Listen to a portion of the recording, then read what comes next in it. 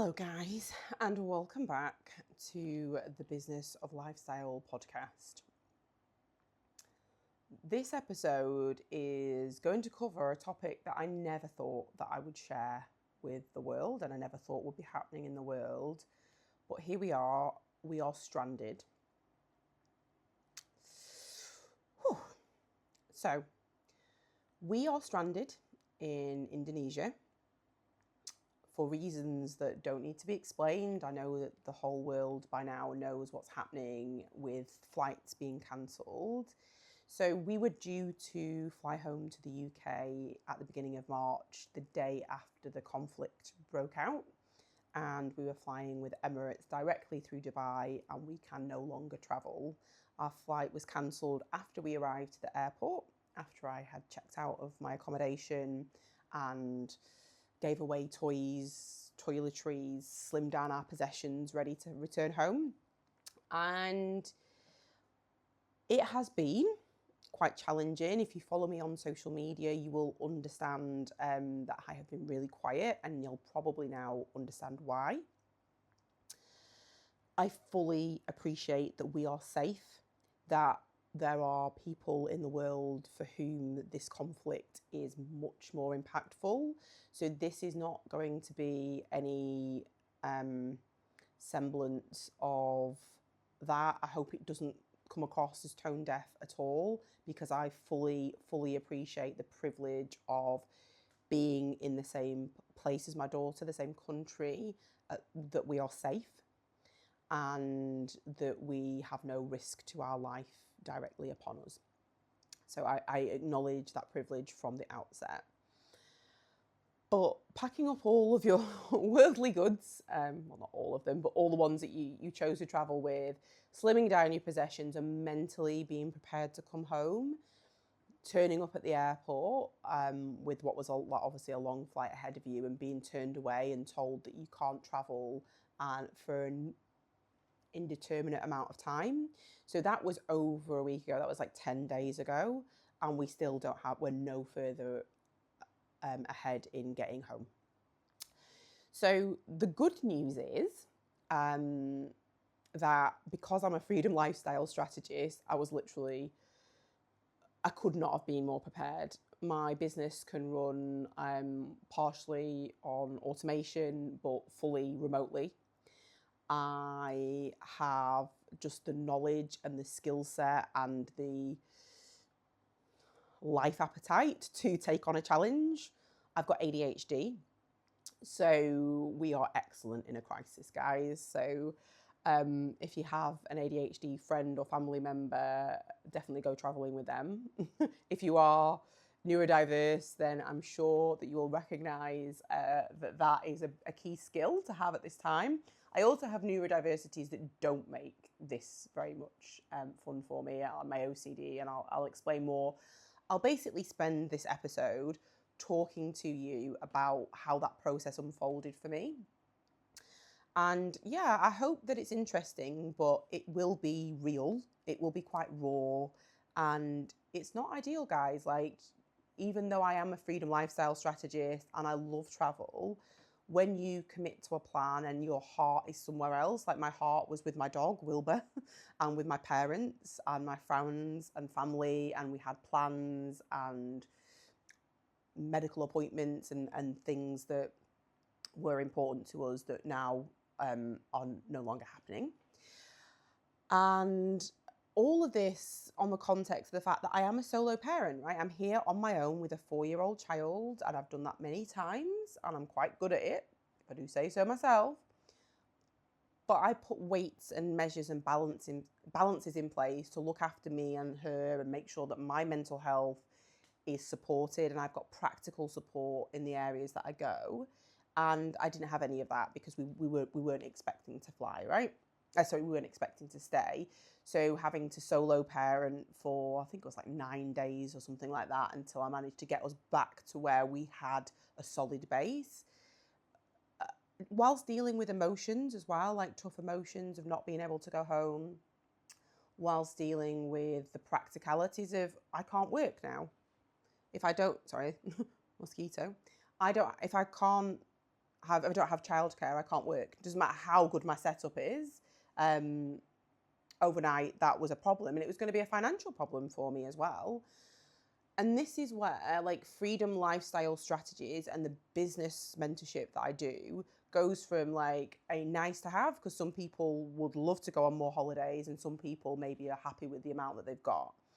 And some people would travel more or not. But everybody needs financial stability and financial leverage in a situation like this. Like, I don't mind telling you that when this happened, my first thought was, oh crap, money. Because I was thinking I was going back to the UK with my steady childcare and my normal arrangement, which meant I could do my one-to-one client work, and it meant I could do all of the things that I was doing to generate income for that month. Now, I do have clients on retainer, so it wasn't like I was starting from scratch, but I had not, at the time that this happened, got my eye on how I was going to pay all of the bills for that month, because I was just thinking, well, actually, I know I'll go home and I'll do this, that, and the other, and that produces income for me. And so I was like, this is going to be bad. But luckily or strategically, I have levers. I have multiple income streams, and I had a lever that I pulled like the day after our flight got cancelled, and I had within days, within like 2 or 3 days, had made all the money that I needed for that month. So I could then rest easy. I could be a present parent for my daughter. I could go back to homeschooling. I could go back to living in the moment. I still had the emotional toil of obviously being stranded and to figure out what we were going to do, where we were going to live, for example, because we had nowhere to live. But financially, I had my ducks in a row, and thank God for the fact that I teach these strategies, that I know about income generation and business and all of the things.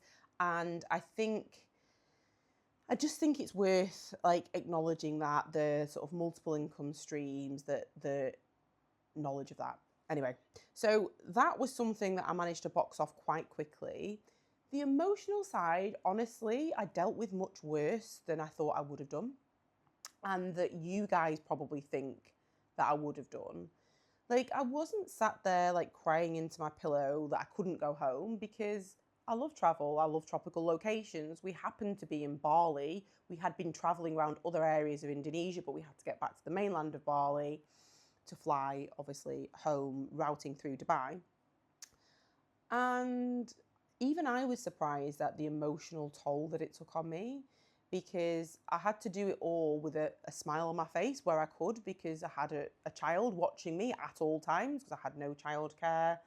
And I felt sad for quite some time, because, yeah, I'm a human being. Just because I'm a human being that loves to travel and sort of espouses the virtue of this lifestyle doesn't mean that it didn't hurt when I couldn't see my parents or be home for, with my dog, whom I miss very, very much. Right. So there was that to deal with, and the solo parenting. But what I can basically say that I wiped out pretty much a week of my life, because I just had to figure out a plan, right? Obviously, your first thought is, well, when can we fly again? So our flight was cancelled. They booked us on one 5 days later, which was subsequently cancelled again. And I condone that, because the airline is obviously keeping people safe, and safety is the top priority. I completely understand that. And plus, I also understand that the prioritization has to go to getting people who are in unsafe places, getting them home, rather than getting us away from a place of non-safety. So I understand that the airline is operating in unprecedented times, but I was really disappointed. So it was Emirates I was flying with, and at first they shipped us to a hotel and they covered the cost of that, but it only lasted for 2 days. So they gave us 2 days accommodation, and then they were just like, and food actually, they gave us accommodation and food for 2 days, and then they were just like, you're on your own, sort yourself out. And that's obviously less than ideal. There were some people in that hotel, so that there was 800 of us in one hotel, where we'd all had flights cancelled with Emirates. And there were some people there that were like destitute, that didn't have enough money to pay for their own hotels, that had just come on like a week's holiday. There were people in that hotel that were separated from their children. not little children like mine, but still like teenage children who were reliant on them. And I cannot imagine the emotional toll that took on those people. And I don't know if this is a neurodiverse thing, but I am an empath, right? So I was absorbing the energy of all these people around me, and it was really challenging because I was dealing with my own feelings, with other people's feelings. There was one lady that was staying in the hotel with me that appeared on BBC News that night, and there was some camaraderie as well. There was some like the nicest parts of kindness, like people offered to look after Ocean because they could see that I was a solo parent on my own, trying to navigate like where were we going to live. I didn't take them up on the offer, but I was still deeply appreciative that they offered at the time. So we spent 3 nights in the accommodation that Emirates provided, 2 nights that they paid for, 1 that I paid for. And luckily, hotels in Indonesia are not like ridiculously expensive. We did then go to like a fun resort. I chose a resort that had like slides and like pools and kids activities because I was just aware that my daughter had just had to like watch me figure this all out, and like I wasn't able to have fun with her the way that I would like to have had, or we would have done ordinarily if it was BAU. So we booked ourselves into that, and then we looked at a longer term strategy. So I don't have any insider knowledge, right? Emirates are not communicating with us other than to say that we can rebook that flight or get a refund. We could go home via a different route. If things got very desperate, we could go home via probably like a route like Singapore, but that would cost thousands and thousands of pounds because obviously that's the only routes that are available, and whether that's a commercial decision by the airlines to hike those prices or whether it's just a algorithmic thing, supply versus demand, I don't know, but they are very expensive now and also very complex and very high demand. So I know a lot of the people who were stuck on those flights that I was in contact with, they are all going home via a different route. But I am waiting for my original ticket to be honoured and for them to tell me when it's safe for us to go home. Personally speaking, even if they were to fly through Dubai right now, I wouldn't feel comfortable to do that with my child. And I'm not making any judgment call on anybody that does. I'm not saying that this is even, like I said, I don't have any insider knowledge, but I don't feel comfortable flying through Dubai, even if they offered it me right this minute.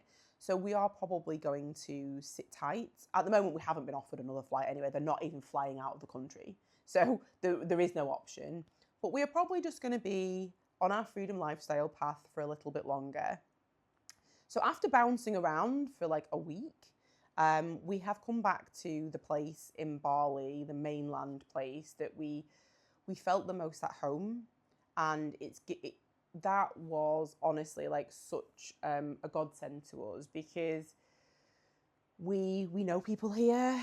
Ocean's got friends. I can take her on play dates. I know like we have a favourite bakery. We have a favourite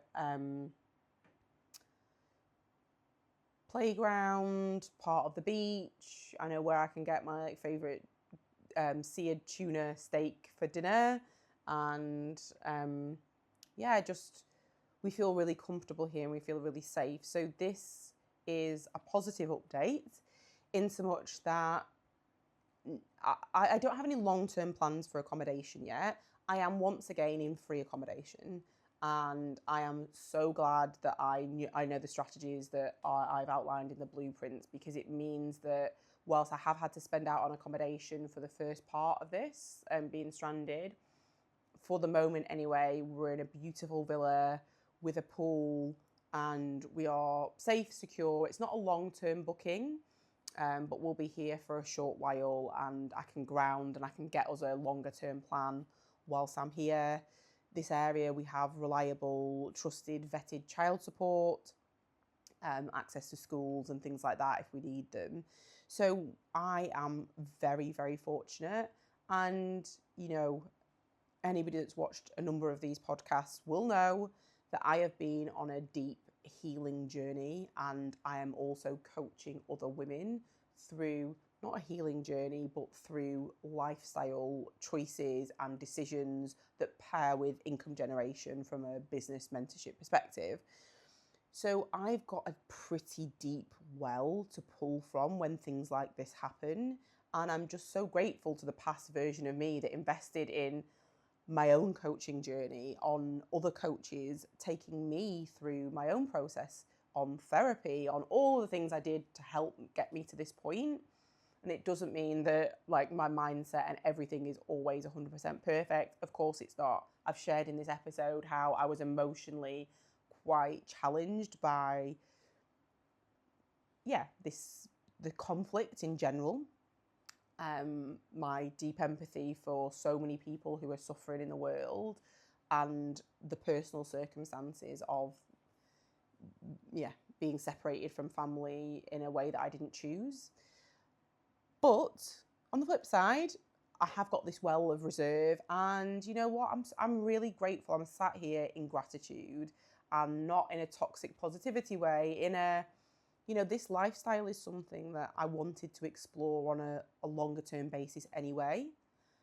Okay, I hadn't made the choice to do that right this minute. I was going home, and there are things that I need to do at home, and I want to do there back in the UK. But right now, we're safe. We are, like, I'm looking out the window, it's beautiful blue skies, it's sunshine. Like I said, we've got a bit of a network here, and I have got a lot of skills that lend itself to this situation. So that is really, I just wanted to give an update and sort of tell you where we're at, and tell you that we're okay and that we're going to be okay. Now, I've got some choices to make. Obviously, I can't go home right now. So my choices are whether I choose to explore another area, or I really choose to drill down into what it would be like to live here and extend on a longer term basis. So by no means is the path completely clear, but we are happy, we are settled for now, we are safe. And I deeply appreciate everybody that has helped me through this and checks on me and sends me messages, and anybody that's listened to what's going on. I hope that we never have another podcast episode that is a world, potentially world changing event. And it's all rainbows and sunshine for the world and for me and my daughter from here on out. But you always get real with me, and it just took me a little bit of time. I didn't want to jump on here on the day, like being like, oh, look, here's the airport, here's the massive queues, here's all the drama, because I actually just wanted to take a minute, process my thoughts, and then share them with you. So one thing I will just talk about for the podcast is we are going to be hella out of order now. So I have recorded podcast episodes in Costa Rica, in Panama, in Los Angeles that have not aired yet.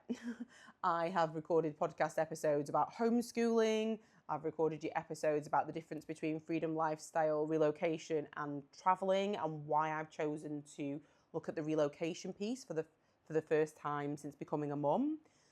All of those are going to be out of order because I've decided to give you this update first. But yeah, I hope they all contain huge amounts of value for you guys. I hope that you enjoy listening to them. So just please, if it sounds like you're like, oh, well, Lauren's talking about like only being, why is she talking about February when it's clearly she's just done an episode in March? I'll obviously still want to give you those episodes, but they just might be in a bit of a roundabout order. But I wanted to talk about the things that are happening in the world, and obviously the being stranded thing right now. So I'm not a perfect human being. If any of this came across as insensitive to what's happening in the world, then I just give my sincere apologies, because I don't mean it to. I really have tried to construct this in a way that honours what people are going through that's much, much worse than me, but at the same time doesn't dismiss what it's like to be a mum so far away from home and separated from your family and your support system, because that, I don't know who else might be listening to this, but they are real things, and your feelings are valid if you're struggling through this as well. Even if you're sat at home and you're safe and you're still finding this really heavy and really emotionally difficult to process, that's because it is. And yeah, I hope this episode gave you permission to feel the way that you need to feel right now, and to lean on the support that you need to be okay right now. Okay? I will leave that there. Thank you as ever for listening. Please share this with somebody that might resonate. If you're not subscribing to the podcast, please do so. Please give me feedback as well. My handles on social media is Miss Lauren Riley. I would love to hear from more of you about what you find helpful with these episodes, what you'd like to hear more of, and I will speak to you very soon.